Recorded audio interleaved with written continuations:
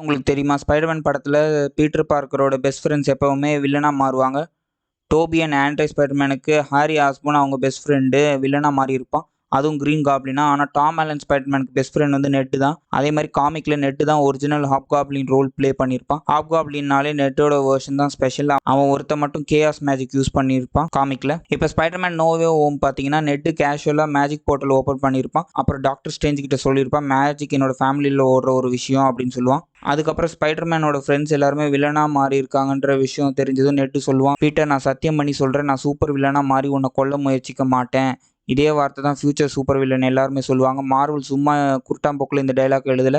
இந்த line net சொல்லும் போது அவன் ப்ளூ அண்ட் எல்லோ ட்ரெஸ் போட்டிருப்பான். ஹாப்காப்ளின் சூட் கலரும் இதே தான். இதே ட்ரெஸ் கலர் தான் Ned most of the no way home movie சீனில் போட்டிருப்பான். இதில் இன்னொரு முக்கியமான விஷயம், பீட்டர் எல்லாரோட மைண்ட்ல இருந்து பீட்டர் பார்க்க தான் ஸ்பைடர்மேன்ற விஷயத்தை மறக்க வச்சிருப்பான், நெட்டையும் சேர்த்து. அந்த நட்பு தான் நெட்டை நல்லவனா வச்சுட்டு இருந்துச்சு. அந்த விஷயத்தையே ஞாபகம் இல்லைன்னா ப்ராமிஸ் ஒன்றுமே இல்லை. சத்தியம் பண்ணும்போது நெட்டு ஆத்மாத்மா சொன்னான். ஆனால் மெமரி எரேஸ் பண்ணதுக்கப்புறம் அந்த சத்தியத்துக்கு ஒன்றுமே இல்லாத மாதிரி ஆயிடுச்சு. அதனால பீட்டர் ஃப்ரெண்டு கிரீன் காப்ளினா மாறின மாதிரி மார்வெல்ல இன்னொரு வெர்ஷன் காப்ளினை உருவாக்க பிளான் பண்ணியிருக்காங்க. நிறைய காமிக்ல ஹாப் காப்ளின் கிரீன் காப்ளினை இன்ஸ்பயர் பண்ணி தான் உருவாகியிருப்பான்.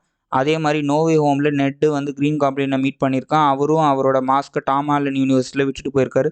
அந்த மாஸ்கை நெட்டு கண்டுபிடிக்கும் போது அதை இன்ஸ்பயர் பண்ணி ஹாப் காம்ப்ளினா மாறதுக்கு வாய்ப்பு இருக்குது. அதனால தான் நெட்டு ஈவிலாக மாறினானா அதுக்கு அர்த்தம் பீட்டர் மேஜிக்கை மிஸ் பண்ணால் என்னென்ன கான்சிக்வன்ஸ் நடக்கும்ன்றது டாக்டர் ஸ்ட்ரேஞ்ச் வார்னிங் பண்ண மாதிரி நடக்க போகுது. தேங்க்ஸ் கைஸ், தேங்க்ஸ் ஃபார் வாட்சிங். லைக் பண்ணுங்கள், சப்ஸ்கிரைப் பண்ணுங்கள், கமெண்ட் பண்ணுங்கள்.